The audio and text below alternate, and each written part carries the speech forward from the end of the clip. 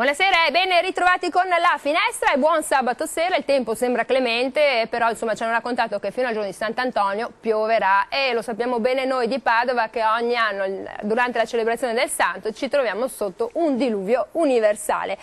Di che cosa parleremo questa sera? Insomma, cercheremo di guardare che cosa sta capitando a noi esseri umani, perché insomma sembra che gli antibiotici da qui a un po' di tempo non funzioneranno più, e poi cercheremo di capire anche che cosa succede nel mondo dell'allevamento, cercheremo di capire poi questi vaccini e soprattutto su questi vaccini cercheremo di capire perché bisogna vaccinarsi.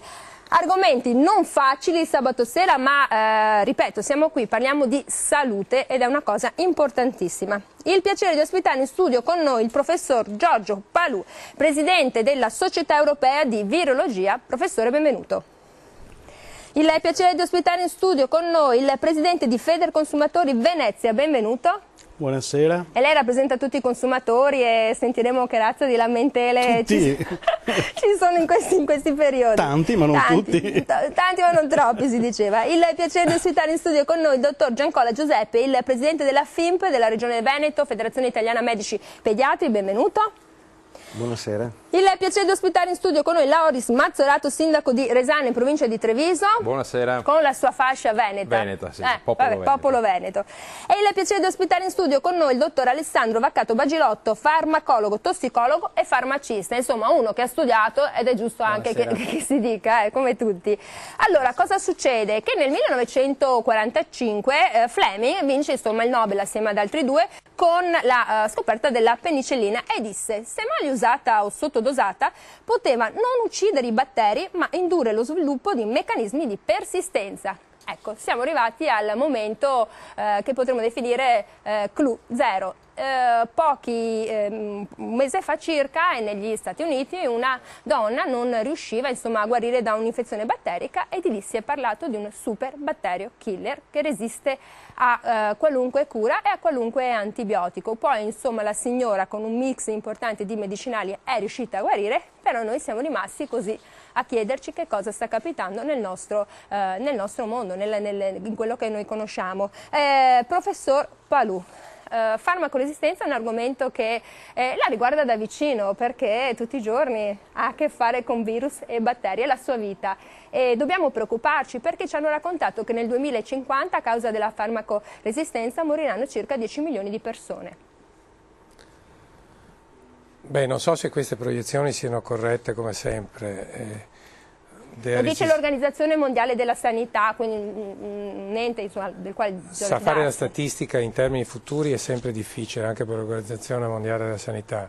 Il problema della farmacoresistenza è un problema non di oggi, tanto che non era diciamo, necessaria la pubblicazione dell'articolo da parte dei colleghi americani su Antimicrobial Agent Chemotherapy sulla resistenza di Escherichia coli, perché già i cinesi ancora a febbraio avevano documentato un caso di circolazione di un batterio intestinale resistenti a tutto, quindi stiamo parlando di resistenza multipla quando sono batteri resistenti a almeno 2 classi di antibiotici, di resistenza estensiva o XDR come si dice a più classi o quasi tutte e di panresistenza a tutti gli antibiotici disponibili. In questo caso documentava una resistenza alle polimixine e il colistin, che però è già presente anche da noi, ecco, diciamolo pure, soprattutto in Klebsiella, in enterobatteri, lo troviamo già nei nostri ospedali e questo è causa di mortalità ovviamente per infezioni molto gravi.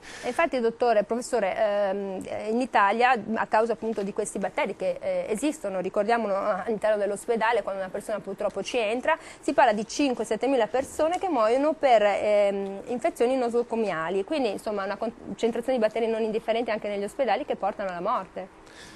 Ci sono essenzialmente 2 problemi. Uno che la farmacoresistenza, come diceva Fleming, interviene naturalmente, e questo lo sappiamo. 2, che ci sono modi per farla emergere più facilmente, che l'uso inappropriato degli antibiotici, a dosaggi soprattutto sottodosaggi, quindi i batteri crescono molto rapidamente, quindi nel loro DNA insorgono mutazioni e la resistenza si trasmette verticalmente, ma nei casi documentati recentemente dai cinesi e dagli americani, ecco, il problema, quello allarmante, è che questa è una resistenza che si trasmette orizzontalmente per plasmidi, che sono dei mini cromosomi, degli elementi che possono trasferire l'informazione genetica per la resistenza agli antibiotici da un batterio all'altro in via orizzontale, anche batteri di specie diverse. Quindi questo è un fenomeno allarmante, perché non abbiamo... rapido, quindi è un passaggio molto rapido, non abbiamo, può avvenire o per coniugazione, anche i batteri coniugo, oppure per trasferimento da parte di virus batterici.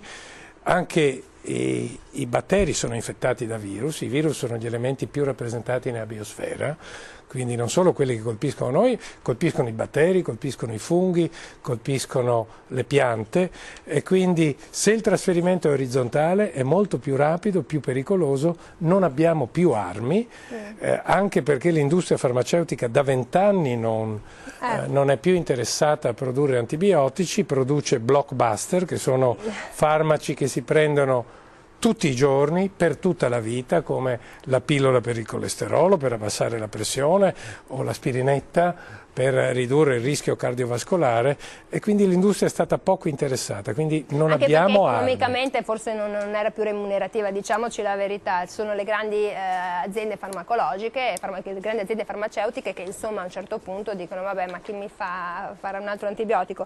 Tra l'altro una vera creazione di antibiotico si è fermata al 1987, no? Perché c'era basso profitto, poi tra il 1983 e il 1987 sono stati creati 16 nuovi antibiotici. Negli anni 90, 10, negli ultimi anni hanno messo in commercio 5 antibiotici che proprio nuovi, insomma non sono riformulazioni.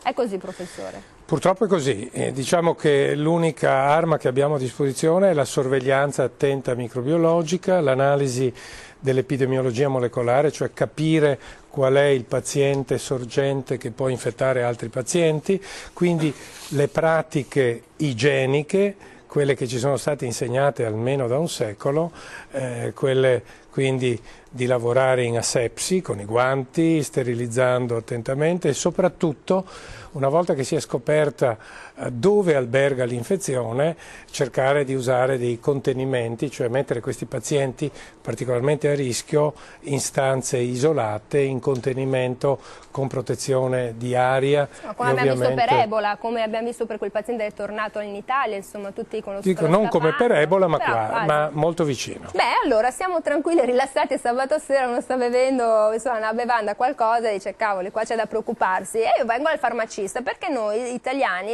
noi ci piace tanto usare i farmaci, andiamo dal farmacista, ci facciamo dare di tutto e di più, medicinali da banco, insomma poi magari spingiamo in qualche modo, non si sa perché, nelle nostre case c'è sempre una confezione di antibiotico pronta all'uso, pronta per il viaggio. Allora, in Italia si usano ogni giorno 27,8 dosi ogni 1000 abitanti di antibiotico, contro una media europea che è circa di 20 dosi. Siamo maglia nera in Europa proprio per questo motivo, ma siamo così stressati, abbiamo paura di ammalarci in continuazione, abbiamo l'ansia, perché il primo farmaco venduto in Italia è l'inibitore della pompa protonica, abbiamo tutti un po' di mal di stomaco, diciamocela così, sarà per la politica, e guardo il sindaco, ma insomma sarà per colpa loro, ma ci troviamo così, insomma, un po' stressati, mettiamola così. Ma guardi, il discorso è molto più ampio, nel senso che siamo sì stressati, la vita purtroppo non è più come quella di una volta, ci sono dei ritmi molto più frenetici rispetto a un tempo, e questo porta il paziente anche a voler guarire nell'immediatezza, il che non è possibile. Lei dice vada a Lourdes, provi, suoni, citofoni, veda. Perché proprio non è possibile, cioè non c'è più la pazienza di curarsi, non c'è più la pazienza di stare a casa, i canonici 7 giorni. Vabbè, ma poi ti mandano il certificato del datore di lavoro, che ti manda l'ispettore dell'INPS e dice ma scusa. È quello il punto, però l'altro problema molto molto grosso è che la gente forse non lo sa, che il quarto motivo mondiale, però noi siamo in Italia, quindi parliamo in Italia, il quarto motivo di ricovero da parte di un paziente è per un uso sbagliato di farmaci oppure un abuso di un farmaco. È il quarto motivo, è una cosa folle. Come folle, d'altra parte, è l'uso scellerato in questi ultimi anni ed ingiustificato di antibiotici anche quando non ce n'è assolutamente bisogno, per paura di sovrainfezioni fantomatiche, fra le altre cose, che non è che siamo in civiltà, quindi le sovrainfezioni non... lei questa immagine se la vede tutti i giorni, no? Io questa la vedo io che tutti non i abbia la giorni. farmacia con i farmaci pneumatici che arrivano su, perché c'è anche quello. No, siamo ancora manuali noi. Allora siete antichi, siamo ancora allora vecchio siete stampo. Purtroppo c'è un crescendo di uso di farmaci perché le persone vogliono star bene Ma ansiolitici, cosa usiamo? Quando Guardi, qualcuno viene da lei, che cosa le chiede? A parte l'inibitore della pompa protonica che abbiamo visto la confezione prima, ma insomma cosa hanno? L'ansia? E cos'è che vende di più? Per esempio nella sua farmacia? C'è un aumento, c'è stato in questi anni un aumento degli inibitori di pompa, dei farmaci antiipertensivi, dei farmaci per abbassare il colesterolo, soprattutto ansiolitici e antidepressivi, e questo dovrebbe far riflettere parecchio sul nostro stile di vita, che non è proprio il massimo. No. E allora io vengo al nostro rappresentante dei consumatori, li rappresenta tutti, cominciamo un attimo a definire delle cose, poi mi hanno già mostrato che devo andare in chiusura, ma torniamo subito dopo la pubblicità. Se abbiamo sentito il dottore, insomma, abbiamo sempre paura di non avere abbastanza farmaci, e quindi li stipiamo nel famoso armadietto. 12 milioni di spesa farmaceutica a carico del sistema sanitario nazionale e tantissimi milioni di euro che se ne vanno in farmaci che vengono sprecati, scaduti, sversati nell'ambiente. Insomma, noi italiani ce la mettiamo tutta per rovinarci la vita alle volte. Io credo che questo sia un grandissimo problema, il problema sanitario, soprattutto dell'utilizzo di farmaci in Italia è drammatico. Però vorrei un attimo anche così sollevare quelle che sono le colpe anche dei consumatori, perché è vero che i consumatori premono, può essere vero, però io ricordo che tutti questi farmaci hanno una chiara prescrizione medica e secondo noi vi è un uso improprio del farmaco proprio da parte anche del medico, che molte volte per sentirsi più sicuro, per non rischiare, per far bella figura col paziente, per non dire di no al paziente. Farsi portare la colomba a Pasqua e il panettone a Natale. Non scenderei in questo, voglio sperare che i nostri medici abbiano... La gallina e il cappone come i tempi sì, di una volta si faceva, voglio sperare che oggi queste cose succedano molto meno, però sicuramente il medico può essere ricattato. Cioè oggi stressato anche il dottore, anche lui inibitore della pompa protonica.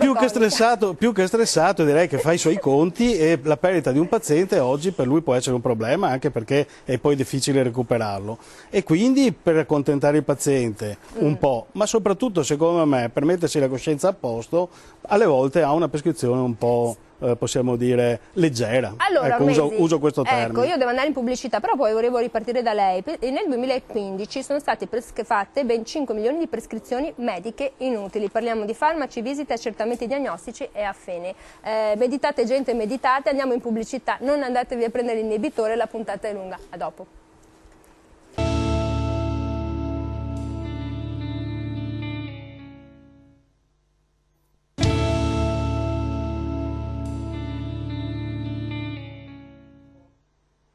Allora, siamo tornati qui in trasmissione con La Finestra sabato sera.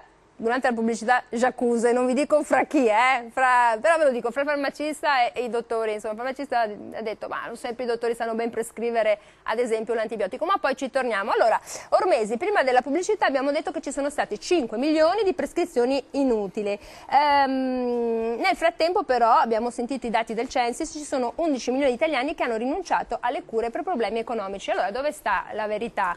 Allora, il dottore è troppo preoccupato, l'Italia che ha 8 milioni di poveri e sotto la soglia della povertà, dove sta la verità? Lei con i suoi consumatori? La verità, come sempre, normalmente sta nel mezzo ed è difficile trovarla. Quello che però bisogna sottolineare in questi casi è sicuramente che è facile dire che ci sono prescrizioni ed esami inutili dopo. Magari prima però uno è preoccupato, io mi metto dalla parte del consumatore che va dal medico preoccupato e vuole anche essere seguito dal suo medico. Per quanto riguarda il discorso che si faceva prima, volevo fare una parentesi per quello che aveva detto il nostro farmacista, nella quale io sono d'accordo su quello che lui diceva. Non dico che il medico non sappia prescrivere l'antibiotico, dico soltanto che molto spesso il medico, oggi come oggi, preferisce non fare le visite domiciliari, questo ormai fa parte della nostra cultura, non so perché, quindi voi sapete che se un paziente si rivolge al medico con una infezione, questa può essere di origine virale o può essere di origine batterica, nessuno lo sa. Quindi il paziente va monitorato.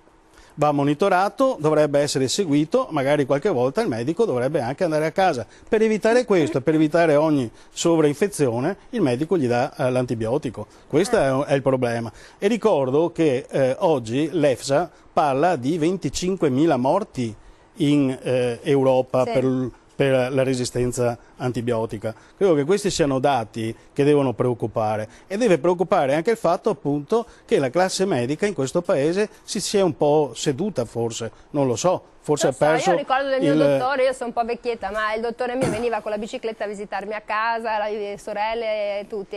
Oggi un po' meno, forse ti tocca portare altri tempi. Caro pediatra, ci tocca portare il bambino con 39-40 di febbre, ci tocca. Caro Giancola. Dobbiamo parlare della visita domiciliare? Ovviamente è un'altra medicina quella che si riferiva lei. Oggigiorno la visita ambulatoriale dà la possibilità al medico appunto di fare quello che diceva, cioè di cercare in ambulatorio di discernere, almeno nei bambini, ma dovrebbe essere anche nell'adulto, di discernere le forme virali da quelle batteriche. E nei bambini, grazie a Dio, questo riusciamo a farlo con quello che si chiama il self-help, cioè il laboratorio in ambulatorio, e quindi fare degli esami come il tampone e la PCR, che aiutano non al 100%, perché in medicina il 100% non esiste, ma in buona probabilità a discernere le forme virali da quelle batteriche. Ecco perché bisogna venire in ambulatorio. Tra l'altro non c'è nessun pericolo per nessuno essere trasportato in ambulatorio rispetto che a casa. Una volta, tra l'altro oggigiorno bisogna avere il computer, fare tutta la ricetta dematerializzata, che oggi come oggi farla a casa sarebbe un po' difficile. Ma ce l'abbiamo tutti la connessione, dai, io cerco di punzecchiarla, però la connessione ce l'abbiamo tutti a casa. Sì, però... Ricetta cartacea. C'è ancora la ricetta cartacea. Che è stata fatta apposta per le visite domiciliari. Certo, ma non è, la visita domiciliare è una cosa dell'800. Oggigiorno non si fa più le visite domiciliari perché in ambulatorio si riesce a visitare molto meglio, si ha tutta l'anamnesi del paziente con la cartella clinica, è tutto con questo, però ci sono dei casi, come dicevo prima, il 100% non esiste, ma per il 98% dei casi, delle patologie, si possono benissimo fare in ambulatorio. Certo. Senza nessun pericolo per il paziente. Dopo l'adulto o l'anziano è ovvio che i colleghi della medicina generale vanno molto più spesso a casa, perché sono anche condizioni fisiche diverse. Esatto, di difficoltà a essere trasferite, di ambulare e via dicendo. Quindi invece il bambino è quasi sempre preso in braccio dalla e portato. Povera mamma che tra una cosa e un'altra implora una visita dal pediatra e il bambino si ammala il venerdì sera, come sempre. Vabbè, cerchiamo di essere positivi. Lei prescrive con leggerezza quindi l'antibiotico oppure no? Perché insomma sentire il farmacista, se voi le prescrivete ma non sapete cosa state prescrivendo. No. Un'altra cosa, io ho detto che a me non è mai capitato di vedere una penicillina prescritta secondo il dosaggio corretto, mai.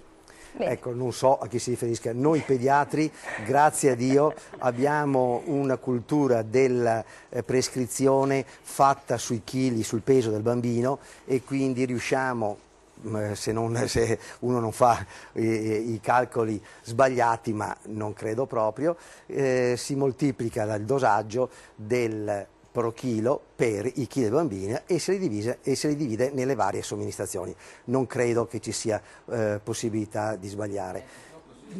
Scusi, ma purtroppo sì, perché io non credo, non credo proprio. Le vedo tutti i giorni e ho studiato molti casi clinici lo stesso, anche in specialità, perché purtroppo la penicillina, che è la più comune, l'amoxicillina, esatto, viene prescritta ogni 12 ore. Certo, viene prescritta ogni 12 ore perché si può anche prescrivere ogni 12 ore. È meglio ogni prescriverla ogni 8 ore. ore. Cioè, ma poi ci sono la compliance, che forse lei non si ricorda più cos'è, la compliance del paziente, sì, certo, che le mamme, come dice... No, guardi, parliamo bene e potabili, come dico spesso. A casa c'è gente che è laureata in altro, che è cultura generale, ce lo dica.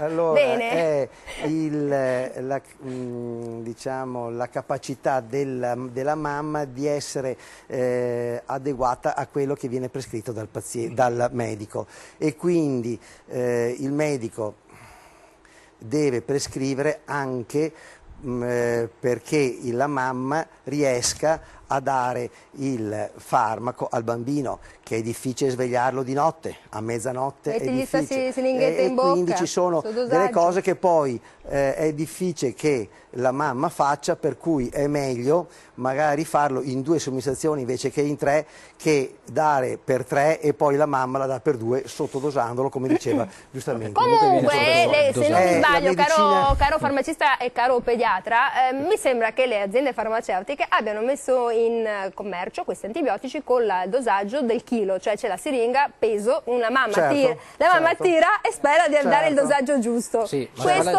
salva capra e cavoli. No, si parla di dosaggio, si parla di tempistica, che è un'altra cosa. Vabbè, ogni 8 ore, ogni 12 ore. Ogni 8 ore e ogni 12 ore, esatto. L'amoxicillina è assoldato che serve nei bambini a gran poco, assolutamente. C'è 1000 studi in questo senso, proprio per l'emivita stessa del farmaco, che forse non si tiene conto, ogni 12 ore. È meglio, sicuramente l'amoxicillina lo si dà ogni 8 ore, però per esempio con l'amoxicillina assieme al clavulanato lo si può dare benissimo ogni 12 ore. Che sarebbe un antidolorifico? Che è sempre amoxicillina, ma con un antinfiammatorio? No, non è un antinfiammatorio, è una molecola che aiuta l'amoxicillina a far meno resistenza, ecco. Vabbè, insomma, allora questa è la situazione. Possiamo dire, scusi, certo, che c'è anche un problema molto probabilmente, anche non molto probabilmente, di marketing delle aziende farmaceutiche, che in questi ultimi anni, un po' perché sono usciti dei farmaci, parlo di antibiotici che danno per 3 giorni a una sola compressa al giorno, e anche qui ci sarebbe da ridire, perché studi fatti negli Stati Uniti dicono invece che lo usano per 5 giorni e non per 3 giorni, quindi un sottodosaggio. E a questo poi tutte le aziende farmaceutiche, noi vediamo che i farmaci che fino a 10-15 anni fa venivano usati 3 volte al giorno, tutti sono scesi a 2 volte al giorno, a 2 volte al giorno. E qua io sono perfettamente concorde con quello che dice il nostro farmacista, che perché sicuramente la fonte di riferimento per gli studi futuri, perché ma sicuramente per i consumatori diventa un problema, perché il consumatore non è in grado di discernere queste cose, e sicuramente se gli viene prescritto di prenderlo 2 volte al giorno lo prende 2 volte al giorno, però sappiamo che ci sono tantissimi antibiotici che dovrebbero essere presi almeno 3 volte al giorno. Esatto. Perché la farmacologia è una scienza esatta. Posso aggiungere, sì, il problema del sottodosaggio dell'amoxicillina c'è. È un problema di natura farmacocinetica, cioè come si distribuisce in quanto qual è l'emivita del farmaco. Quindi questa sì, credo possa verificarsi, ma un medico colto dovrebbe sapere il corretto dosaggio e il frazionamento del farmaco. Direi che il problema però è anche un altro, e sotto la spinta dell'industria sottolineerei il fatto piuttosto che si tende a dare sempre la molecola di ultima generazione. Lei sa che nelle classi penicillina, penicillina G, poi si arrivano a penicilline protette, alla moxi, l'aminocillina, le cefalosporine, sì. Lo stesso, l'ultima generazione, il macrolide ugualmente, l'aminoglicosidico. Ecco, il vero problema è che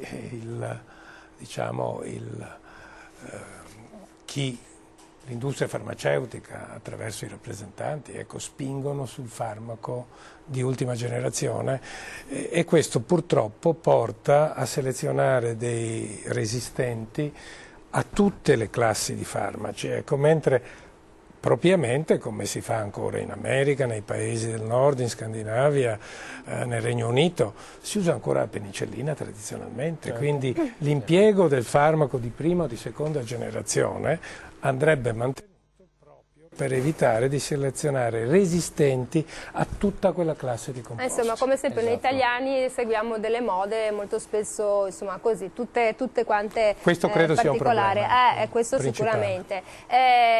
Anche perché insomma, ci sono ottimi antibiotici che danno dei risultati meravigliosi. Io vado in pubblicità perché mi sventolano la carta, torniamo subito dopo e ahimè, caro sindaco, tocca a lei. Sale qui su questo trono con la sua bellissima fascia. A dopo.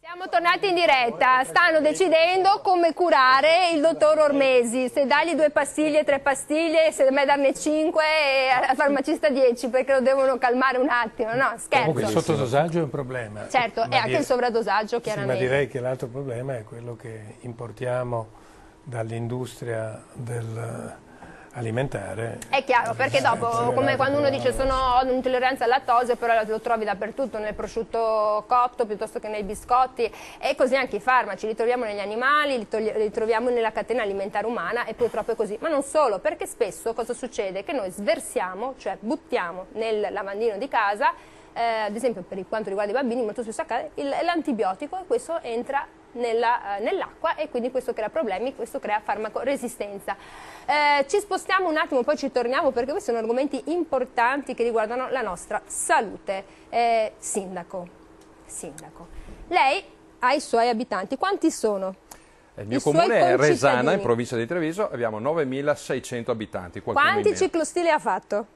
Parecchi. Quanti? Se ne hanno fatto un'idea? 9.000, 8.000, no, 5.000? No, penso che ne abbiamo fatto nell'ordine di un centinaio. Ah, un centinaio, però pochi ma impegnativi. No, non sono pochi impegnativi. Pochi impegnativi, perché insomma quello che è successo è stato un po' una grande querelle che si è aperta. Allora il sindaco con la sua fascia ha detto, prima che i miei concittadini che hanno figli vadano a vaccinare i bambini, voglio che siano ben informati. E quante pagine hanno? 22? 22 pagine. 22 sì. Pagine, ben pensate, e lì apriti cielo. Perché ce l'ha con i vaccini? O non ce l'ha con i vaccini? Io ci tengo a dirlo, al di là di quello che hanno detto i giornali, di quello che mi hanno fatto dire che non ho detto, e ci tengo a dirlo, io non sono assolutamente contro i vaccini e non l'ho mai detto, e qui grazie a voi che mi date questa opportunità di dirlo, lo ribadisco ancora una volta, io non sono contro i vaccini. Però io sto solamente facendo un'informazione presso i miei cittadini di quelli che sono gli effetti collaterali che non sempre si riescono a trovare. È vero che ci sono i bugiardini, è vero che c'è il consenso informato, però io quando chiamo i cittadini e gli chiedo, visto che hai firmato il consenso informato, quali sono gli effetti collaterali? Ah, non lo so, nessuno mai me l'ha detto. Ecco. Io sono padre di una bambina, ho fatto corsi, no, non l'ho vaccinata per altre scelte, perché io ho reputato che per mia figlia al momento non ne vale la pena. Quindi si affida al gregge? Ma non è che mi affidi al gregge. Io dico questo, una bambina di 3 mesi, vaccinarla per l'antitetanica, non credo che mia figlia a 3 mesi vada in giardino e si possa pungere, però questo è opinabile. Ci tengo a dire questo, informo i cittadini su effetti collaterali che non sempre li possono reperire, però ahimè io sono lontano da dare indicazioni in un senso piuttosto che in un altro. La trasmissione di oggi è stupenda. Abbiamo sentito delle informazioni incredibili su marketing farmaceutico, la resistenza ai farmaci, ma il cittadino medio di queste cose che cosa ne sa? E allora ci tengo a dirlo e lo ribadisco, è giusto che il cittadino inizi a informarsi. È chiaro che quando io vengo dal settore del commercio, quando qualcuno comincia a pestarti i piedi, rizzi le antenne. Quando qualcuno fa un'informazione su che cosa possono essere i possibili sviluppi negativi, è chiaro che chi rischia di perdere business, perché da questo punto è business, perché non capisco questo accanimento. Cioè, ma uno senta, si informa... scusi, che cosa c'era scritto in più nel suo bugiardone rispetto al bugiardino? Mettiamola così. Le va bene questa equazione? Ma mettiamola pure così. Bugiardone e bugiardino, cosa era scritto? Quello che sono le indicazioni su quello che sta succedendo nell'evoluzione di determinate malattie, quando sono sorte, che cosa è successo. Pensate una semplice cosa. Durante la guerra, bombardamenti, non c'erano fognature, un'alimentazione pessima, non c'era acqua potabile, c'è stata una evoluzione incredibile in termini di sicurezza alimentare, di stili di vita. Questo ha già contribuito notevolmente a aumentare il benessere delle persone. Che poi qualcuno dica no, ma è perché in quel periodo sono nati i vaccini.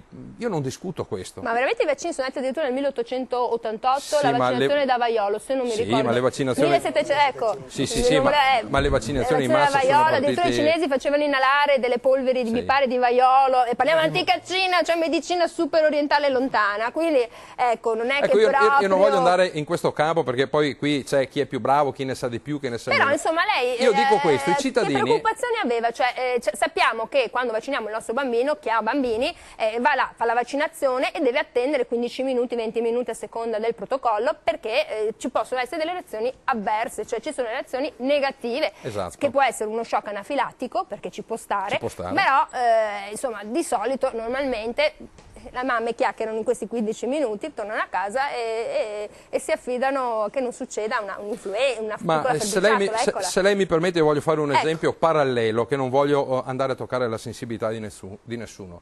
Quando la Volkswagen ha venduto delle auto e qualcuno ha certificato... una marca tedesca di macchine, una molto macchina popolari. Tedesca, chiedo scusa.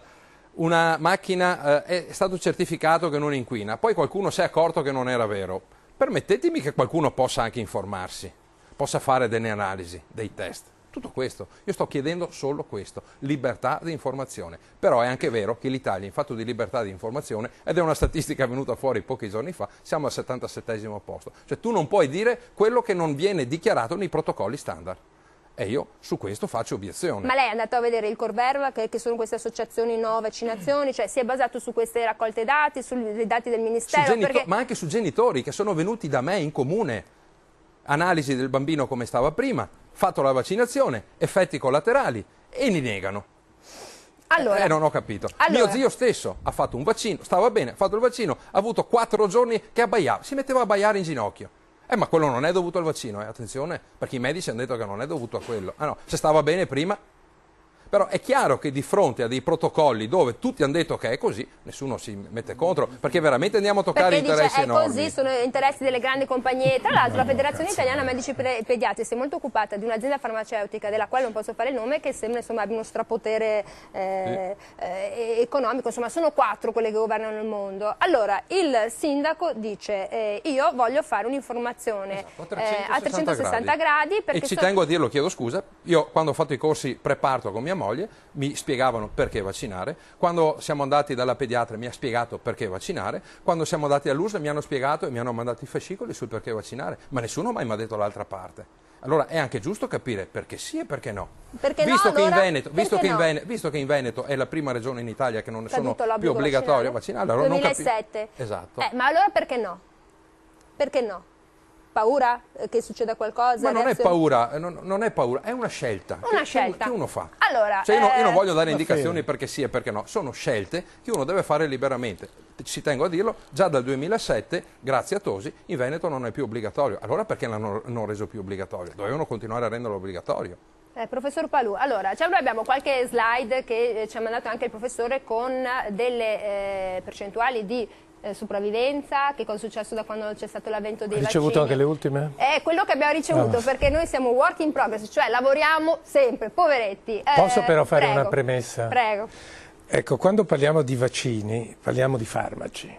Sono classificati farmaci dall'EMA, dall'FDA, dalle agenzie internazionali, quindi parliamo anche di un atto medico e parliamo di presupposti scientifici. Io ho grande rispetto dei sindaci e del sindaco qui presente in particolare, che non mi consta sia né medico né biologo né farmacista, ma a fare l'informazione scientifica è bene che parlino coloro che sono esperti, quindi il sindaco ha una responsabilità perché è l'ufficiale sanitario. Dai tempi della Repubblica di Venezia le città marinare si dotavano per la quarantena e le decisioni le prendevano o i sindaci o chi era al potere. Però, ecco, un'informazione scientifica andrebbe fatta dagli scienziati, da chi ne sa di scienza. Quindi voglio dire che la scienza, come l'economia e la finanza, non è democratica perché si basa su leggi e regole scientifiche, su prove di fatto, scientifiche documentate. Quindi quando si parla dei vaccini, di farli o non farli, dei rischi dei vaccini, dell'utilità dei vaccini, a parlarne dovrebbe essere chi di vaccini ne sa. Giancola, vaccini pediatrici, lei ne sa perché comunque come pediatra li prescrive o non li prescrive? Ci sono anche pediatri che dicono fate quello che volete, ne ho incontrati e ho telefonato ad alcuni per la trasmissione e poi non sono venuti, però c'è anche dei colleghi che dicono fermi, lei li consiglia? Beh, certamente li consiglio. E sono rimasto basito quando ho letto quello che il sindaco dà ai nuovi nati a Resana. È incredibile che un sindaco che è il responsabile della sanità di un comune possa dare una controinformazione basata sul nulla scientifico, perché non c'è niente di scientifico di quello che dice il sindaco, che si basa sulla propria esperienza, che ovviamente non deve basarsi neanche il medico sulla sua esperienza, pensi lei la gente. E quindi è una cosa incredibile che un sindaco si possa permettere di dare questa lettera e queste controinformazioni ai propri cittadini.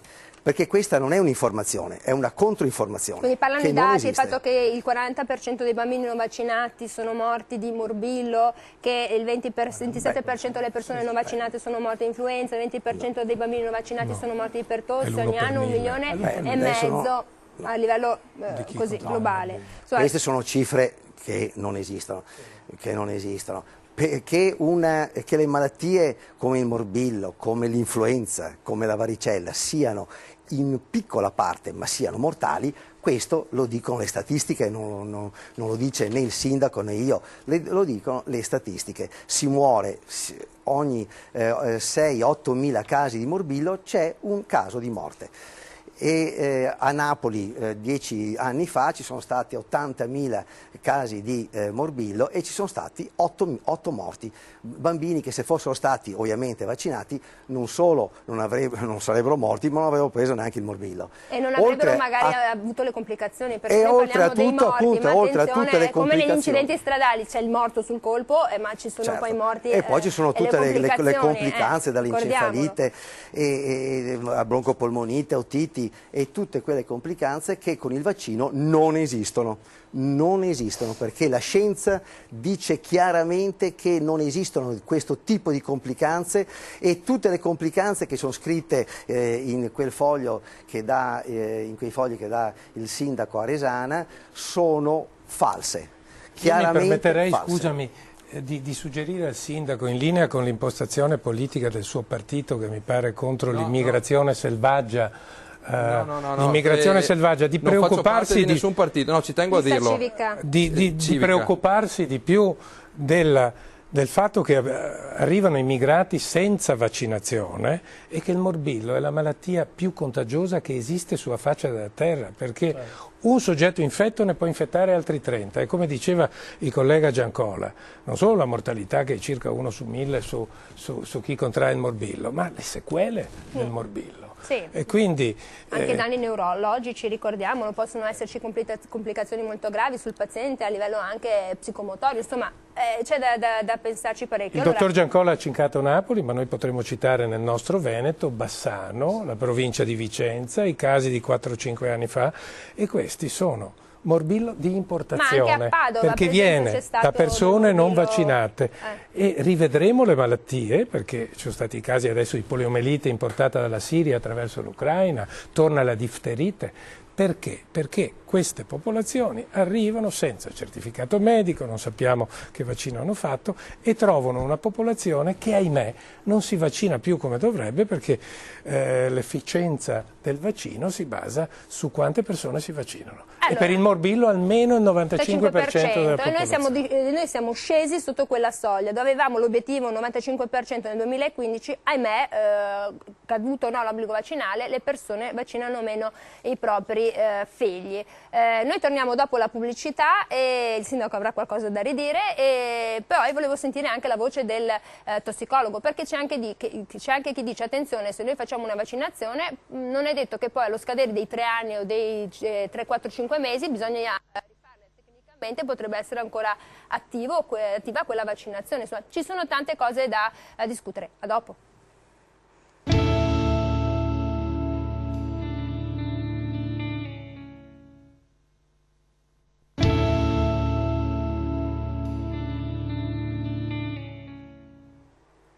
Allora, siamo tornati qui con la finestra. Sindaco, lei non ha dati scientifici, ma ha dati del passaparola. Mi viene in mente il vecchio detersivo, mi passi la battuta. Sì, lei fa bene. Allora, io sono per la libertà di informazione. Okay. Allora, loro dicono che non hanno dati scientifici, ben vengano i loro dati. Loro sono dei luminari, loro rimangono nelle loro posizioni, io rimango nelle mie. Nel diritto, nel pieno diritto, perché ricordo una cosa, anni fa dicevano che le sigarette non facevano male ed era testato Che cosa sta dicendo?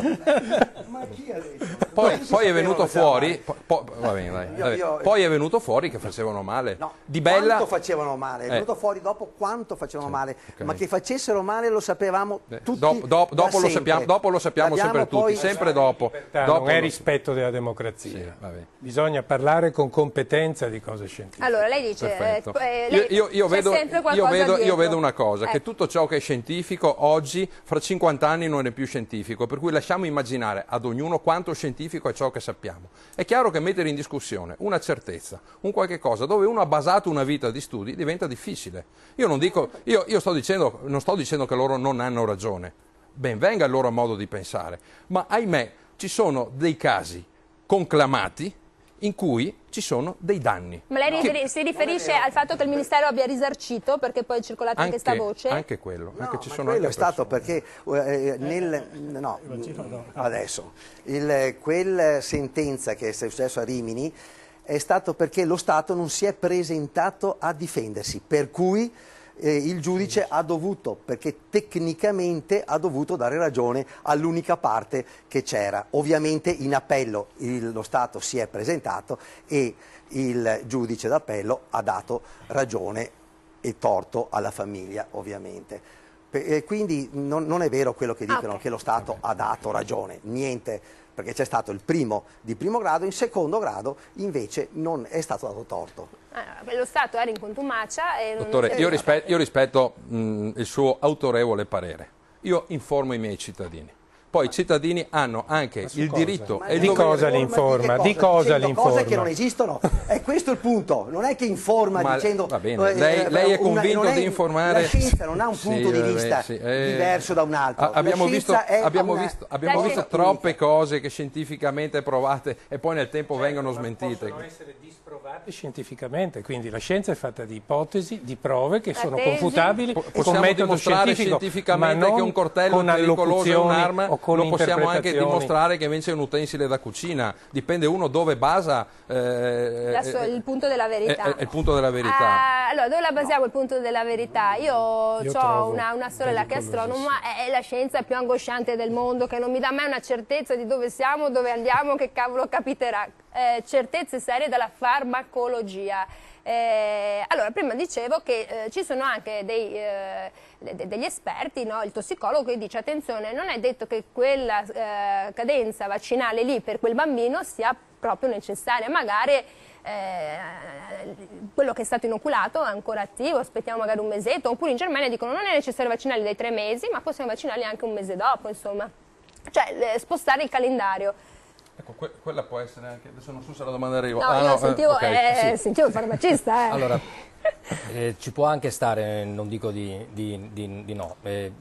Io sono in linea perfetta con quello che hanno detto i professori, assolutissimamente, soprattutto perché molte mamme vengono in farmacia e chiedono un consiglio, ma sa dottore, non so se vaccinare mio figlio perché ho letto che ci sono molti effetti collaterali, che non voglio andare incontro anche a morte del bimbo. Io sono preoccupati per l'autismo, perché c'è stata questa esplorazione. Guardi, non c'è, credo, nessun tipo di dato scientifico che attesti questa cosa.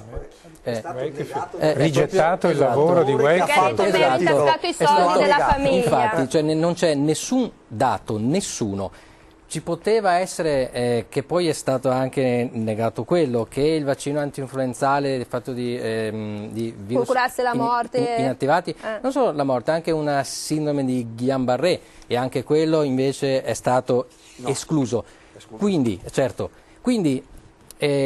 l'opinione, cioè non c'è un'opinione se è meglio vaccinare o no. Poi si deve, secondo lei si deve? Sì, si deve, poi ognuno è libero di fare quello che vuole, questo è chiaro,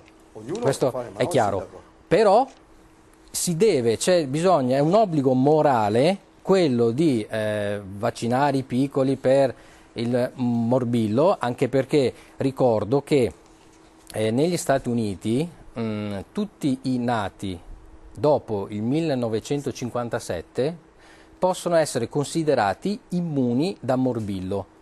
E questo è stato anche grazie alle vaccinazioni che sono state fatte, però è inutile dire che non bisogna vaccinare perché sono gli effetti collaterali, sono tanti. No, ma non sto dicendo del sindaco, ma io non sto dicendo niente al sindaco, mi rivolgo solo alle continue richieste di informazioni che vedo in farmacia, che sono preoccupatissime per gli effetti collaterali. È ovvio che esistono gli effetti collaterali, come in ogni farmaco del mondo, è ovvio. Certo che il rischio... Certo che lei lo sa, perché una delle cose che uno guarda provoca la morte. Oddio, cosa mi ha prescritto il dottore? Ma tutti i farmaci finiscono così, il rischio-beneficio dei vaccini è tutto a favore del beneficio. Ok, giusto, perché giustamente uno dice io non vaccino mio figlio e vivo di quello che i medici chiamano effetto gregge, cioè se tutto il gregge è vaccinato la mia pecorella non dovrebbe ammalarsi tecnicamente, sindaco. Lei è garante anche della salute pubblica e quindi lei in questa veste ha deciso di dare questa informazione. Guarda, io ho visto quello che ha detto la Ministra, ha detto che il pericolo è per i bambini vaccinati, perché il problema sono i non vaccinati. Cosa? Quale ministro? Le faccio allora vedere. Me la faccio vedere perché l'ho incontrata proprio un mese fa e ha detto il contrario di quello che sta dicendo lei. Quindi insomma questa è la situazione. Allora, i suoi figli l'ha vaccinati il ministro su tutto. Guardi, ed ho i documenti e che ha mi chiesto mandano aiuto come a noi sindaco, medici di il prefetto, il ministro degli interni, poi glieli faccio io vedere. le ho viste le immagini del ministro che vaccinava i bambini, li abbiamo visti, tra l'altro 2 bambini, li ho viste che li vaccinava. Il ministro della sanità? La Lorenzi, che non le piace il colore politico, sono d'accordo, può anche non piacerle, che l'abbia vaccinati li ho visti anch'io perché c'è stata una gracanza di risonanza quando ha portato i gemelli a vaccinare. Caro Feder consumatori, che rappresenta tutti i consumatori, mi piace ricordarlo, senta, è chiaro che le persone però si pongono delle domande, dei quesiti, ma cosa c'è dietro? Cioè, c'è sempre questo business, chi spinge per vaccinare, è un po' anche questa una disinformazione. Il fatto che comunque le persone si chiedano sempre ma chi è che ne trae vantaggio? Sono io o le aziende farmaceutiche? I bambini traggono anche gli adulti, gli anziani. Gli adulti, gli anziani, tutti traggono vantaggio dalle vaccinazioni. Ormesi. Allora, sulla vaccinazione, io non sono in grado di dire se è bene fare la vaccinazione o non fare la vaccinazione. Secondo gli studi scientifici che ho letto, pubblicati a livello mondiale, la vaccinazione è una cosa buona. Io quello che mi preoccupo come Federconsumatori è che ogni giorno noi vediamo nei nostri uffici entrare molte persone e purtroppo sono persone che sono cadute il più spesso delle volte in trappole tremende, trappole che vengono date da sedicenti professori, professoroni illustri che hanno studi a New York, Parigi, Berlino e ricevono tutti i giorni dalle 9 alle 12 e dalle 14 alle 17 a San Bruson di Gamberare. Cioè, voglio dire che siamo un po'... no, ma è così. No, è la verità, è così. purtroppo. Allora, io voglio dire, io credo che chi fa l'amministratore dovrebbe amministrare, chi fa il medico dovrebbe fare il medico, questo per logica, credo. Non penso, io torno a ripetere, io mi interesso di scienza e leggo, e tutti gli studi che io ho letto possono, a meno che non siano appunto studi di, come si possono dire, molto guidati e di fede, perché ci sono poi anche sì, gruppi che badano più alla fede che non alla scienza, e in questi casi ho letto che dicono che i vaccini possono creare questo, quest'altro, eccetera. Però su tutti gli altri studi, quelli classificati scientifici, che puoi leggere su JAMA o su Lancet o su qualsiasi altra rivista scientifica, parlano dell'utilità dell'utilizzo e purtroppo qua il problema grossissimo è che oggi stanno riaffiorando anche, come diceva il professore, anche sì, perché sì, ma su questo ci sono i migranti, ma anche perché proprio il fatto, noi abbiamo tolto per esempio il vaccino contro il vaiolo, noi non lo facciamo più ormai, 1975 e guardate perché avevamo avuto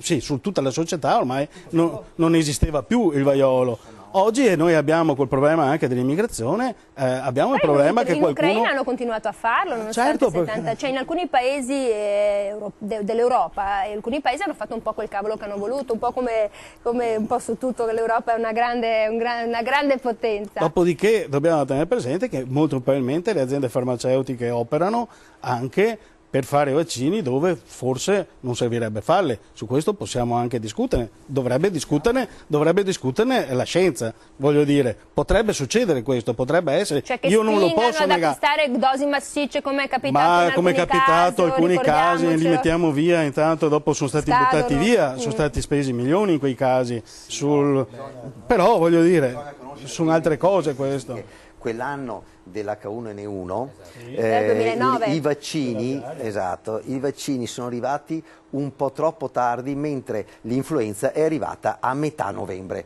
perché io tra metà novembre e fine novembre ho visto centinaia di bambini con l'influenza e non li avevo potuti vaccinare perché non avevo avuto il vaccino, per quella stupidaggine incredibile che era lo squalene, esatto, lo squalene, che è una cosa che ogni giorno si mangia dappertutto e quindi non c'è nessun problema.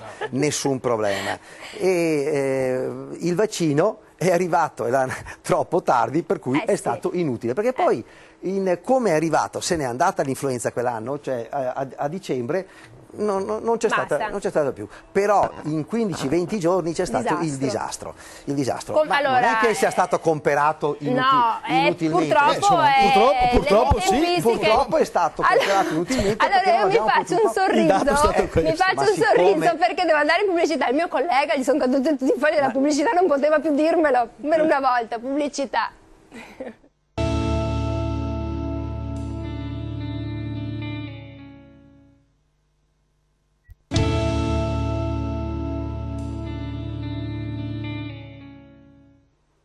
Eccoci qui nuovamente con la finestra, vaso di Pandora quando si parla di vaccinazione, perché diceva il nostro Ormesi, non è detto che tutte quante siano proprio necessarie, magari qualche azienda farmaceutica preme perché insomma la palanchetta fa comodo a tutti, Ormesi, ormai l'economia spinta, non si sa se faccia bene o se faccia male, la sensazione è che si rimanga un po' fregati.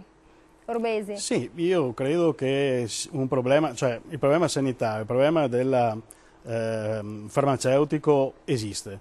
Esistono molti farmaci, abbiamo visto prima anche con gli antibiotici, mal utilizzati. Abbiamo moltissimi farmaci sovrautilizzati. Su questo credo nessuno possa smentire. Abbiamo farmaci oggi poi soprattutto si tende a medicalizzare un po' tutto e per tutto c'è un farmaco, c'è una pilloletta, la cosa non credo sia questa, ma credo non vada bene proprio da un punto di vista sociale, perché questo va a incrementare i costi, poi ci troviamo di fronte, come si diceva durante la pubblicità che stavamo parlando, ci si trova di fronte a campagne, per esempio, di vaccinazione importante, dove non ci sono i soldi, per cui si dice solo per quelli nati dopo l'1/1/2015 si fa la vaccinazione, quelli prima se la devono pagare. Sono cose che per noi non devono esistere. Se la vaccinazione serve deve essere fatta, se non serve non va fatta, non vedo perché. Tutta la popolazione, deve essere altro che anche obbligatoria per il papillomavirus maschio e femmina, anche perché sappiamo che le vaccinazioni, e qui credo che i nostri professori ce lo possono confermare, hanno un senso se fatte sull'intera popolazione, perché fatte su popolazioni ristrette perdono anche la loro efficacia. Senta, quindi Ormesi, anche su questo a proposito di farmaci, una cosa importante, noi ogni anno gettiamo 1 miliardo di pillole, non è che il sistema americano in questo caso, che non è sempre tutto da oro quello che luccica, potrebbe suggerirci, cioè invece di comprare un blister da 25, supposte 25 pasticche, me ne servono 3, ne compro 3.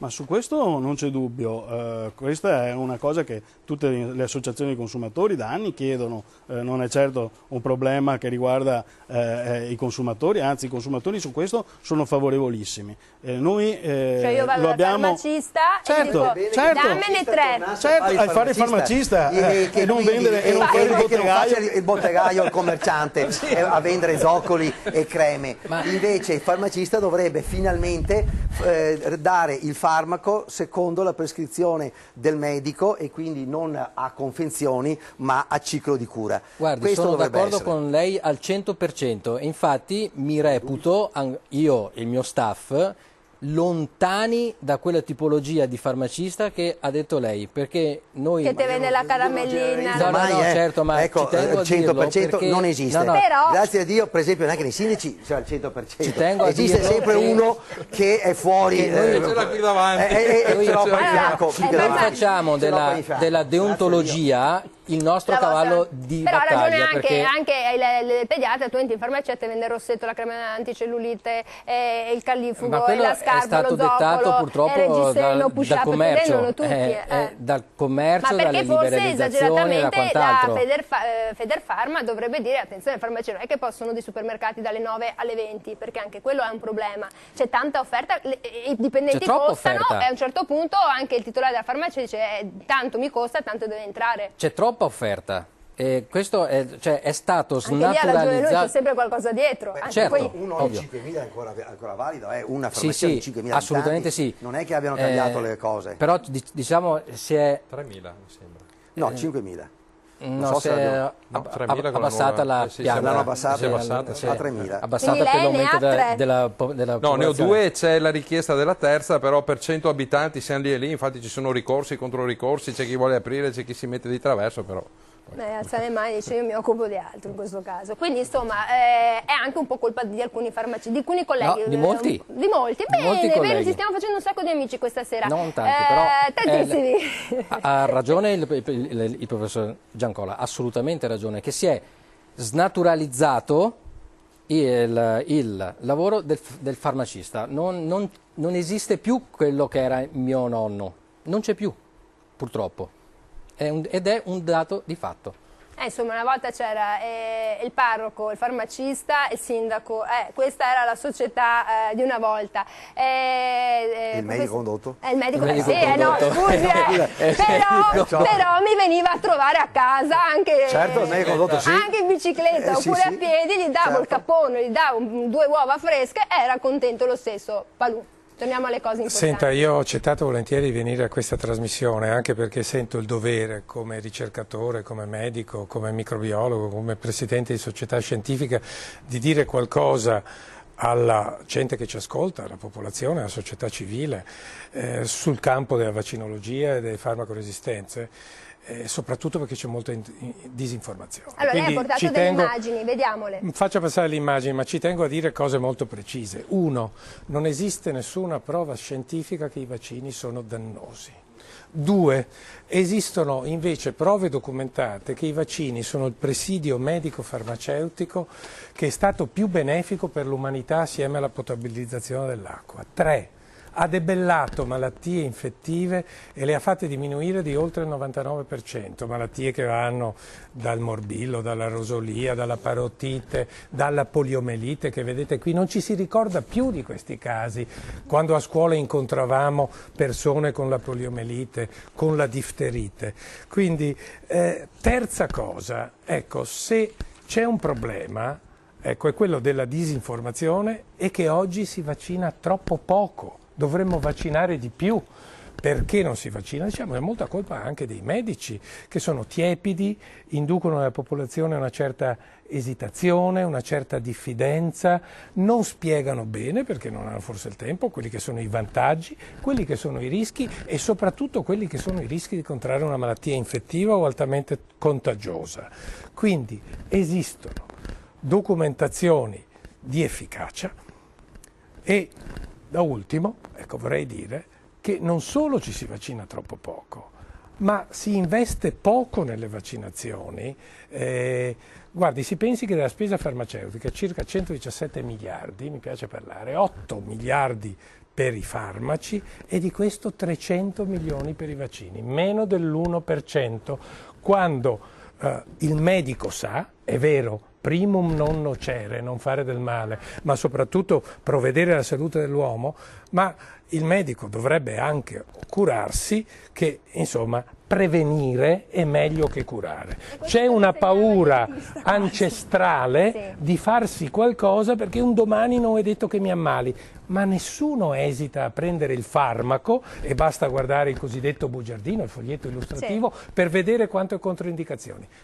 Che vadano a vedere le controindicazioni del vaccino, sono quasi tutte di reazioni locali, perché va detto, tipo un feto sulla gamba, ma ecco, rossore. Quindi io sto propugnando a livello nazionale e internazionale, e ho coinvolto anche il Ministro della Sanità, una campagna, perché va fatta informazione, ma l'informazione va fatta, lo dico a lei, da persone competenti. Non possiamo far parlare tutti a questi talk show, perché c'è il rischio che chi non sa. Ecco, personalmente, io mi sono occupato del vaccino per l'HIV, del vaccino per la tubercolosi, del vaccino per West Nile e adesso per Zika. Quindi bisognerebbe, non parlo a nome mio, ma che a parlare fossero casomai persone che si occupano di vaccini, di virus, di batteri e che vedono gli aspetti, oppure di farmacoeconomia, di farmaceutica, o di enti regolatori, chi licenzia o non licenzia il vaccino. A livello sociale, mi spiace che non ci sia un sociologo questa sera, però probabilmente il fatto di una vaccinazione contro l'AIDS, una vaccinazione contro il cancro, no, si sta lei se la farebbe se ci fosse un vaccino su Ebola o per HIV? La questione dei vaccini. Le faccio un'altra domanda, lei vaccina il suo cane?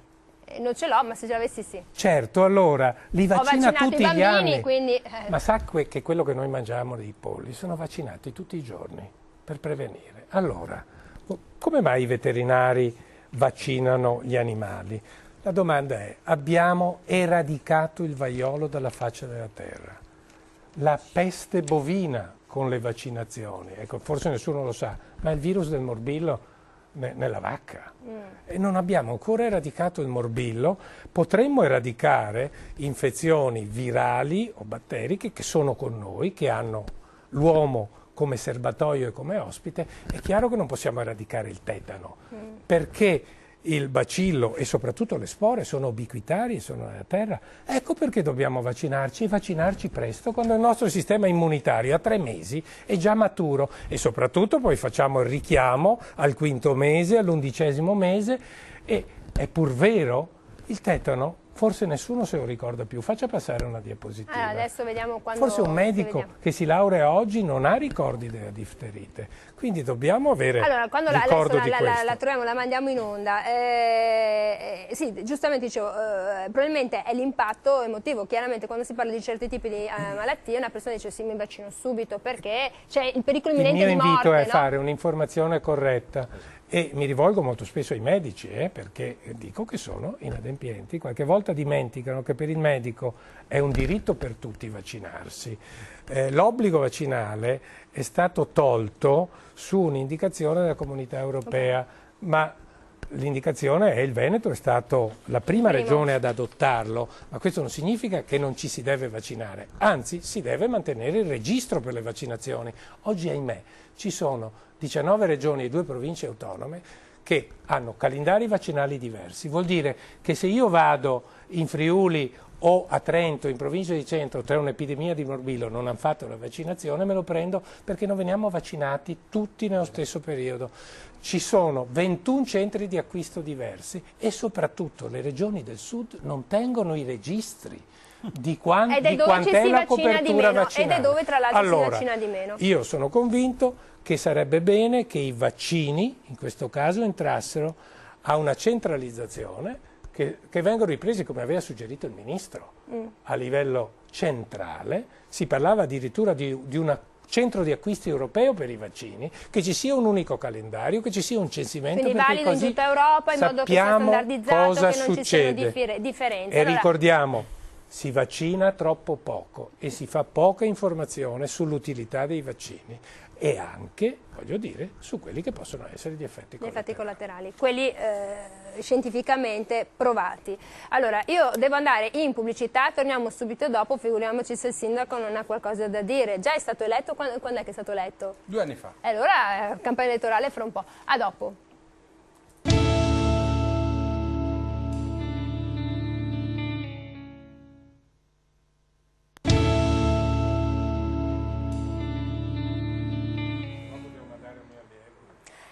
Siamo tornati qui con la finestra. Sindaco, mi pare che le prove sono schiaccianti, quelle portate dal professore, dal dottore, dall'altro dottore, dall'associazione dei consumatori. Io rispetto il loro punto di vista, io non ho mai detto di essere contro, io ho detto informiamo. Però sobilla il suo concittadino, lo sobilla perché gli va là col foglietto e gli dice scusa ma pensaci un attimo. Ma è giusto caro che non faccia mamma e cara papà. Ma è giusto che uno faccia informazione. Quello che io trovo strano, io meno di un anno che sto facendo questo tipo di informazioni, già da 4-5 anni prima c'era un calo importante delle vaccinazioni nell'area in cui io risiedo, nella Castellana, hanno dato la colpa a me. Allora stiamo attenti. Perché un politico è sempre colpa sua, sì, sappia. E questa è la grande strumentalizzazione bufala, no? E il sindaco è contro. Io non ho mai detto di essere contro, okay. Io dico faccio informazione. Poi ricordiamoci che a volte certe informazioni, abbiamo visto già adesso qualche farmaco che viene spinto dal marketing farmaceutico, stiamo attenti, perché qualcuno ha interesse anche a creare gli ammalati. Io non dico che sia il caso dei vaccini, attenzione, perché loro vivono di questo. Allora facciamo informazioni e ha ben detto il professore, è giusto fare un'informazione corretta, ma io ci terrei anche... Farla chi sa, non chi non sa. Esatto, quindi lei sta dicendo che io non so. Certo. Perfetto, allora io ammiro che lei sa, io ho dei dottori che mi stanno seguendo, quindi vuol dire, e glielo dico ai miei colleghi che saranno, ai dottori che sono in ascolto, mi dispiace voi non sapete. Però perché questi dottori non vengono mai? Infatti sono d'accordo con infatti col gli esperti sono solo questi, io sono d'accordo con il sindaco, il problema non è lui. Esperti, voce controcampo, sono qualche medico, vengono? è qualche raro per fortuna, ma qualche medico che scrive quelle cose che il sindaco poi ha io li ho chiamati fornito questi dottori, però non vengono mai. Cioè, poi mi dicono, ma lei fa trasmissioni, e mi è già capitato, in cui non invita la controparte. Io ho passato ore a telefonare. E lì sì c'è un vantaggio economico. No, mi piaceva capire, visto che il professore Sì, no, ma prima volevo chiedere una cosa importante al farmacista. Allora, noi siamo un popolo un po' di reticenti, cioè il dottore, i dottori qui ci prescrivono insomma, la nostra cura, poi la facciamo un giorno sì, un giorno no, perché è proprio questo che succede. In Italia ad esempio ci sono 16 milioni di ipertesi e solo 8 milioni fanno la cura totale, poi gli altri 8 la fanno solo per 2-3 mesi e la ricaduta sul sistema sanitario nazionale è molto importante, quindi siamo così un popolo che dice vabbè, oggi sto tanto male, fase acuta mi curo e poi buonanotte al secchio. È così, dottore? Oddio, non bisogna fare tutta un'erba un fascio, innanzitutto, perché le terapie croniche le fanno, io vedo che i pazienti con cui ho a che fare le fanno quotidianamente, sono utilissime, servono, devono essere fatte perché chiaramente preservano da brutte cose, adesso mi si passi il termine. È ovvio che per altre cose si è un pochino più reticenti nell'assumere i farmaci, perché come ho detto prima, ormai uno vorrebbe che con una pillola passasse tutto. Purtroppo non è così. Nelle patologie croniche, come possono essere il diabete, l'ipertensione, l'ipercolesterolemia e quant'altro, la rigidità prescrittiva è seria ed il paziente lo sa, per cui assume comunque tutti i farmaci che deve. È chiaro che se uno non assume un giorno che si dimentica una pastiglia di un antiipertensivo, non è che schiatta, cioè, insomma, adesso se devi di casa, non succede niente, no, per un giorno non succede niente se l'ha preso un mese prima. Si inizia. L'ipertensione ad esempio. Se inizia a non assumere, si dimentica, lo assume una volta sì e poi due no perché sta bene, allora è chiaro che si scompensa anche abbastanza, per cui l'invito è di ascoltare le prescrizioni che vengono fatte dai medici di base, dagli specialisti, e di seguirle pedissequamente, senza fare mai di testa propria, perché il farmaco, come dalla parola stessa, è veleno, per cui bisogna stare attenti, usarlo secondo la prescrizione che viene fatta, usarlo sempre quando lo consiglia lo specialista o il medico, e mai e poi mai fare di testa propria, mai. Però un italiano su 4 lo fa. Infatti di testa va propria in ospedale. E soprattutto, volevo chiedere una cosa, visto che vogliamo guarire subito, poi siamo un popolo di piagnucoloni, non vogliamo più sentir male e allora comperiamo un sacco di antidolorifici che sono lì da banco. È vero, questa è una problematica importante, la riscontra, lei cerca di dissuadere, tenga duro, il dolore passerà. Ma guardi, onestamente c'è un ventaglio di antidolorifici e antinfiammatori che è molto importante, molto ingente. Non è che prendere 200 mg di ibuprofene sia una catastrofe, cioè, si prende e finisce lì, voglio dire, non è che uno deve tenersi il male. Sei un po' più piagnucoloni, è vero? Ma certo che è da anni che siamo più piagnucoloni, perché non vogliamo più stare male, non ci piace più non possiamo stare male. E, come diceva lei, non possiamo stare male. Quante volte si sente dire non posso ammalarmi se no il datore di lavoro, non posso ammalarmi perché sennò come fanno? È peggio, perché vai a lavorare, che hai il raffreddore, infesti tutta quanta il tuo studio, oppure mandi il bambino all'asilo sfebbrato da un giorno e il giorno dopo disastro, perché c'è anche questa problematica. Ormesi, è un po' anche un gioco, un tiro al bersaglio questo, perché giustamente sottolinea anche questo, c'è un dato sociale importante. Cosa dicono i suoi consumatori? Quello che noi possiamo dire anche ai nostri consumatori è che intanto io credo che la salute sia un diritto in questo paese. Per fortuna io tengo a sottolineare che nonostante tutti i problemi che ci sono, siamo ancora un paese in cui la sanità è tra i primi posti a livello mondiale, e quindi di questo ne sono orgoglioso e fiero anche, tutto sommato, con tutti i buchi che ci sono. Sul fatto però purtroppo il 56% dei consumatori l'anno scorso ha dovuto utilizzare forme di sanità privata, perché c'è una lista d'attesa, ma c'è di tutto che non funziona. Torno a ripetere, noi continuiamo a spendere centinaia di migliaia di euro senza avere il riscontro che si dovrebbe avere, perché se i soldi fossero spesi un po' meglio e magari ci fosse un po' meno gioco politico sulla spesa di soldi, evidentemente le cose potrebbero andare un po' meglio. Su questo credo non ci piova e nessuno possa contraddire tutto ciò. Quello che voglio dire è che quando noi usiamo i farmaci, quando il paziente usa il farmaco, deve sicuramente usarlo, tornando al discorso che stava facendo prima, ma deve anche necessariamente sapere che non può utilizzare i farmaci come vuole. Non può il farmacista, quando va in farmacia, dargli prendi questo perché tanto è un'erba ed è naturale, perché non esistono i farmaci naturali. Cioè, anche su questo ogni paziente quando prende un farmaco dovrebbe dirlo al proprio medico: sto prendendo questo, sto prendendo quest'altro, perché potrebbero essere interazioni tra i farmaci, tra le varie sostanze, anche coi cibi stessi, quindi non è un problema questo. E soprattutto se ci fosse un sistema medico, noi sappiamo oggi è tutto computerizzato, il medico in realtà sa benissimo qual è il suo paziente che prende i farmaci, quando li prende e quando non li prende, perché glielo prescrive lui il farmaco. Quindi non è vero che il paziente se salta il farmaco è perché c'è una noncuranza generale e nessuno che si preme la briga di prendere il telefono, telefonare a questo paziente. Non è che il dottore possa telefonare a tutti i suoi pazienti, ma perché no? Per sapere se insomma, i medici, io mi ricordo che tanti anni fa c'erano dei medici che avevano 7.500 mutuati, ok?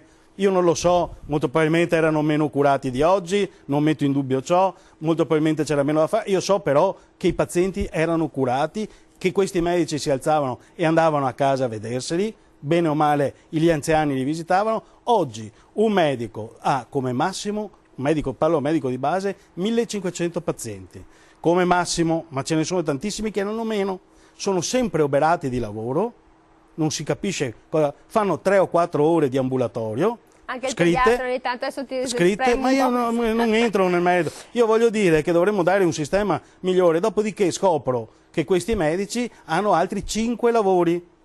Allora io dico, questo è un problema che dovremmo affrontare, cioè, quantomeno dovremmo affrontare. Vabbè, lo affronteremo poi con tutti questi centri di continuità dove si dovrebbe andare piuttosto che oberare il pronto soccorso. No, attenzione anche a questi centri, perché anche qua dobbiamo... allora ci dicono, in questi centri il paziente può entrare 24 ore su 24, c'è sempre il libero accesso, li stanno mettendo in piedi e hanno anche dei costi notevoli, perché ai medici queste cose vengono remunerate. Però teniamo conto che non è vero, non è assolutamente vero che un paziente può andare da qualsiasi dei 4, 5, 10 medici che fanno... Non è così, perché se tu vai il medico ti dice: che cos'hai? C'è una cosa urgente? Sì, ma se è una cosa che io vengo solo perché, non so, al mattino vado a lavorare, il mio medico non c'è e vengo da te il pomeriggio, questo non viene accettato. Dice no, tu hai il tuo medico, vai dal tuo medico. E allora? Quindi allora a questo voglio dire... credo sia un modo anche per dare più soldi ai medici, è un altro modo per dare più soldi ai medici, ma che non migliori, cioè che costi di più la sanità alla fine, senza dare il corretto beneficio ai consumatori, agli utenti soprattutto. Quello che ci sta raccontando è un'importante fregatura, perché se io sto male, non è che il male mi viene alle 9, alle 12, cioè quando uno sta male, per non andare al pronto soccorso uno dice vado in un centro di continuità. Su questo, sul centro di continuità, in questo caso qua, io credo che gli diano immediatamente se uno sta male, però voglio dire, se uno deve fare l'intervento del medico, il problema è questo: nei centri di continuità dovrebbero esserci 4, 5, 10 medici, non lo so il numero, e a rotazione coprire le 24 ore. Allora io posso andare... Ed è così. È così, però non è che se io vado nella rotazione in cui c'è il mio medico, se devo farmi le ricette, se devo farmi la visita, ma se devo farmi, perché non so, mi sono dimenticato di fare la ricetta, devo andare, il medico non gliela fa, glielo assicuro. Allora, torniamo dopo la pubblicità, chiariamo questo e poi chiediamo al professor Palù cosa succederà, perché ci sono tante problematiche. A dopo.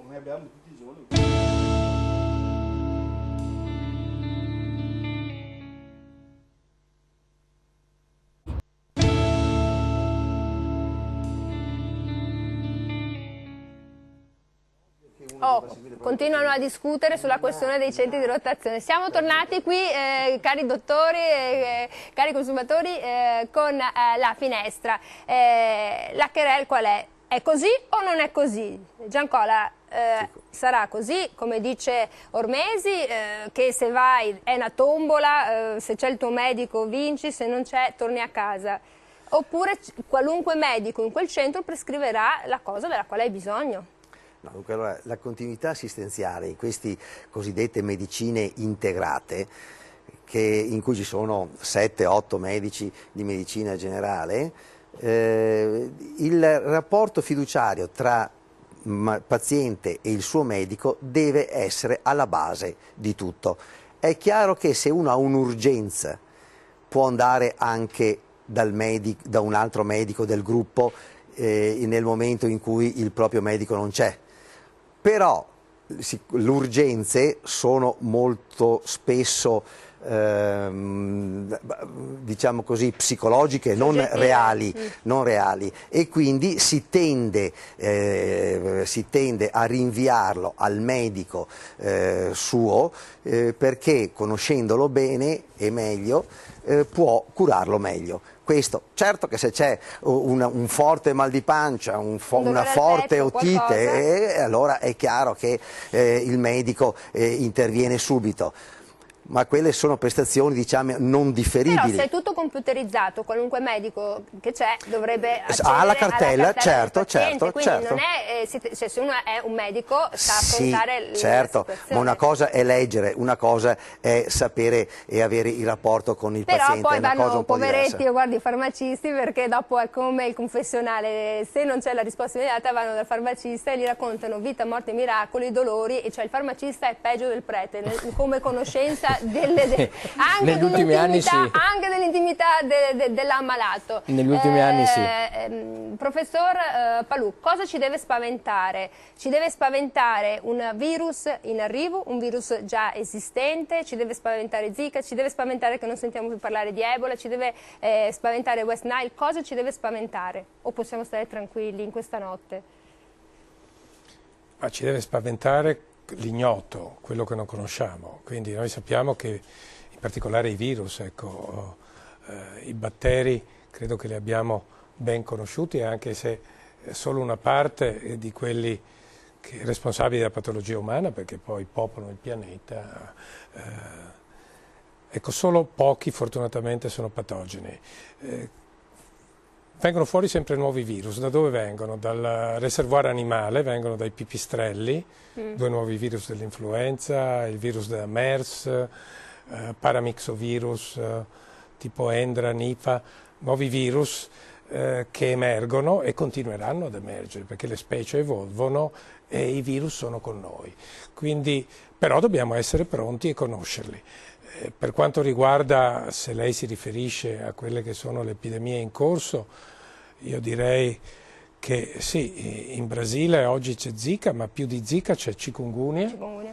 E quasi al pari di Zika c'è Dengue, che è un virus molto più pericoloso di Zika, che è un flavivirus imparentato, che colpisce centinaia di milioni di persone all'anno, con decine di migliaia di morti da febbre emorragica. E quindi lì c'è bisogno di un vaccino e ancora, ahimè, un vaccino non c'è. Perché? Se ne è fatta un'idea? Perché non c'è interesse? Perché non no, c'è interesse, c'è interesse per farlo, ma come per HIV non ci si è ancora riusciti, quindi non ci si è riusciti perché è un virus che ha 4 sierotipi diversi, perché quando si protegge nei confronti di un sierotipo si facilita l'infezione dall'altro, perché non si è trovata ancora la formulazione ideale, perché la proteina, o meglio la glicoproteina, che è la proteina sulla superficie del virus contro cui si devono produrre gli anticorpi che neutralizzano l'infezione, ricordo appunto che col vaccino si previene l'infezione, quindi si può prevenire la malattia ovviamente, non sembra ancora così efficace, quindi ecco, dobbiamo investire, fare sforzi per produrre nuovi vaccini. Non è detto che sia necessario un vaccino per Zika, perché è un virus che circola da oltre 70 anni. In Africa non ha fatto granché, diversamente da Dengue, da una semplice febbre simile influenzale con congiuntivite non purulenta, un po' di eritema, di artralgia. Il problema però, ecco, è per il neonato l'infezione della donna gravida, perché si sono viste e ormai l'associazione è scientificamente provata, cioè un evento raro come la microcefalia o la mielopatia da Guillain-Barré è associata, assolutamente associata con l'infezione da Zika, Però ecco, sono 1500. Ma queste infezioni, professore, arriveranno da noi? Perché la preoccupazione? Ormai siamo con questi grandi film americani in cui ogni tanto virus letale, febbre emorragiche, e ci spaventano, e noi siamo anche spaventati. Cioè, queste malattie, non so, West Nile sta salendo, sta arrivando da noi? West Nile è arrivato ed è già andato via, ecco, probabilmente per l'immunità degli c'è qualcosa che può arrivare, non so, Zika Ebola, non è Zika. detto che arrivi, perché diversamente da rosolia o citomegalo, che hanno come serbatoio e ospite l'uomo e quindi si trasmettono da uomo a uomo, fortunatamente questo è un virus che si trasmette attraverso un artropode vettore, cioè una zanzara, l'Aedes aegypti, che qui non abbiamo. Sembra che la zanzara che abbiamo, che è l'Aedes albopictus, la famosa zanzara tigre, si infetti con il virus, lo replichi, ma non sia competente come l'Aedes aegypti, quindi lo trasferisca meno. Quindi è sperabile che da noi vengano solo i casi di importazione. Adesso sappiamo che l'OMS ha rigettato l'ipotesi che non ci fossero le Olimpiadi a Rio de Janeiro. Sì, perché c'è stata tutta la polemica. Quindi, ecco, diciamo che l'impatto che ci sarà da Zika e se servirà avere un vaccino, certo che per la rosolia serve, perché pur essendo una malattia banale come Zika, però è gravissima quando colpisce il feto, soprattutto nelle prime settimane di vita, perché può dare complicanze cardiovascolari, neurologiche, eccetera. Questo virus Zika oppure no? Prego? Se c'è un'emergenza internazionale di questo virus, sì, come scrivono i giornali? L'OMS l'ha dichiarata a febbraio come emergenza internazionale. E anche mi pare sconsigliarsi l'interruzione di gravidanza nel caso di Zika alle pazienti in viaggio, cioè alle pazienti che appunto erano in gravidanza. Insomma, ci sono state varie indicazioni in questo Quindi caso. dobbiamo valutare appunto qual è il rischio per la popolazione. Il rischio principale è per il nascituro. E soprattutto il rischio principale è... Ma c'è anche qui da noi in Italia? No, oppure... ha detto di no, per il momento sono mi solo sembra... casi di importazione. Importazione, cioè dei viaggiatori che tornano e... Ne abbiamo visti 10 nel Veneto. Ecco, quindi, però non è che poi questa venga trasmessa, giusto? Quindi stiamo tranquilli. Per il momento ci salviamo. Sindaco... Sì, poi a me è arrivata dalla Federsanità, faccio seguito alla comunicazione dell'Organizzazione Mondiale della Sanità che ha dichiarato l'emergenza internazionale per il virus, che dal Brasile eccetera eccetera. Per tale motivo sensibile alla problematica mi pregio inviarvi un facsimile di un'ordinanza che vorrai adottare per fronteggiare questa emergenza. A casa sua, a me sindaco è arrivato, non solo a me, a tutti i sindaci. Cioè, ecco, quindi ecco perché a volte io dico informiamoci. Cioè lei dice c'è qualcosa che io non so. Ha ragione qua il sindaco, questa informazione è largamente incompleta. Quindi un po' di preoccupazione dobbiamo averla? No, io dico informiamoci, io non sto dicendo di non vaccinare, a differenza di quale... Non informo, cioè, è passivo. Informiamoci tutti e anche do dei documenti per informare. Cioè se a me è arrivato questo documento, io glielo faccio vedere ai cittadini che non è un atto pubblico. Io lo devo fare vedere. Cioè, quindi lei sospetta che ci sia una disinformazione sulla questione Zika e che poi... No, non sta a me dirlo, Però c'è il documento, lei dice io c'ero, esatto. Ho informato, l'ho fatto vedere per la legge sulla trasparenza. Sì. Per la legge sulla... completo, ma non c'è niente di male, voglio dire, in quel documento lì. Forse insomma... Sì, poi uno si documenta, si arricchisce, eccetera. Sicuramente insomma, prevenire, come dicevamo prima, è meglio che curare. Giancola, torniamo sulla vaccinazione, andiamo verso la chiusura. Noi viaggiamo, i nostri figli viaggeranno, per questo è importante vaccinare, perché non staremo qua nella nostra piccola città di provincia, ma andremo nel mondo. O il mondo verrà qua, sta già venendo. Ecco, non è perché si viaggia o si sta a casa, i virus viaggiano, non noi, i virus, come diceva giustamente il professor, e quindi anche stando sempre in casa il virus lo puoi prendere. Sì. È bene prevenire, perché una delle cose fondamentali è non ammalarsi e quindi certo ci sono le priorità, ci sono malattie più gravi, la difterite, la poliomielite, che sono più gravi e che quindi dobbiamo per primo combattere. Ma dopo ci sono tante altre malattie, anche la stessa gastroenterite da rotavirus, che non è una cosa gravissima, ma che è da un punto di vista sociale anche un costo, è bene vaccinare anche contro la gastroenterite e il rotavirus, che è l'unico vaccino orale e che previene una malattia che nel primo anno di vita può anche portare alla morte. Rari casi, non dico di no, però è meglio evitarla, è meglio evitare un ricovero in ospedale per una idratazione, perché questa gastroenterite da rotavirus nel primo anno di vita può dare delle gravi disidratazioni e quindi ricovero. È meglio non ammalarsi e per non ammalarsi bisogna vaccinarsi. Questo è la base di tutto il discorso. Quindi c'è un'equazione molto semplice: per non ammalarsi è notte, non potete dirlo, ma ci sono le cupole del santo, fra un po' Sant'Antonio, ci si appella anche per chi crede ai santi. Senta, io ho una curiosità, perché sabato sera e penso al povero farmacista che dicono: ma che cavolo vengono a chiedervi a mezzanotte, a luna? A parte chi viene dal pronto soccorso con la prescrizione, ma la cosa più strana che le hanno chiesto? La cosa più strana che mi hanno chiesto non è dicibile in questa trasmissione. Ma abbiamo superato una fascia oraria, però ho ricevuto anche richieste bizzarre, non solo a mezzanotte ma anche alle 3 della Ce ne dica una mattina. Che così ci lasciamo anche con un sorriso, va? Ma io adesso faccio un po' fatica, però mi hanno chiesto un Vabbè, il classico giocattolo. ciuccio per il bambino perché è caduto, quello è non superatissimo, si trova, quello è superatissimo. Però... qualche giocattolo erotico me l'hanno chiesto, perché... E anche lì hanno chiesto istruzioni, bugiardino...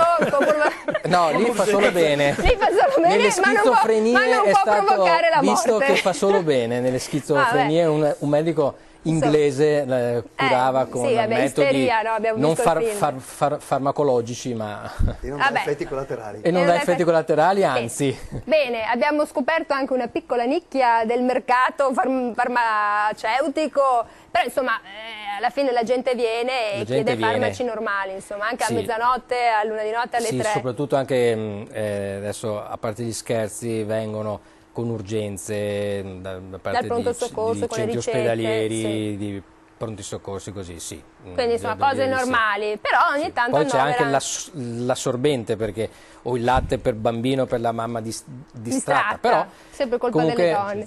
L'anticoncezionale, ma insomma poi sempre tutto contro le donne. La donna distratta si dimentica la pillola, non si dimentica poi anche il padre, c'è anche il padre alle volte, però comunque il di più sono le urgenze. Le urgenze, bene, allora il tempo a nostra disposizione è finito. Se avete sentito sventolare il mio collega che mi diceva pubblicità, a fine, e io ringrazio davvero molto il professor Giorgio Palù, presidente della Società Europea di Virologia. Buon lavoro, ha tanto da lavorare. Grazie. Grazie a Paolo Ormesi, presidente di Federconsumatore Venezia, tutti i consumatori, poi Venezia città metropolitana. Guardi che sono di più le associazioni dei consumatori, ce ne sono molte. Per fortuna, ma anche purtroppo. Perché vuol dire che qualcosa non va. Magari no, però sicuramente siamo la maggiore in Italia, questo senz'altro, sia per numero di iscritti ma anche per numero di sportelli. E purtroppo perché vuol dire che qualcosa non va. Grazie al dottor Giancola Giuseppe, presidente della Federazione Italiana Medici Pediatri per la Regione del Veneto, per essere stato con noi. Grazie a Loris Mazzorato, sindaco di Resania, indipendente e convinto. Veneto. Vabbè, insomma, poi i veneti non è che venivano dal Veneto, venivano da un altro porto, da un altro posto, quindi lo sappiamo. E grazie al dottor Alessandro Vaccato Bagilotto, farmacologo, tossicologo e farmacista, lo inviteremo per una puntata discreta ma allegra. Grazie, Grazie e come a voi. sempre torniamo la settimana prossima, il mercoledì in diretta.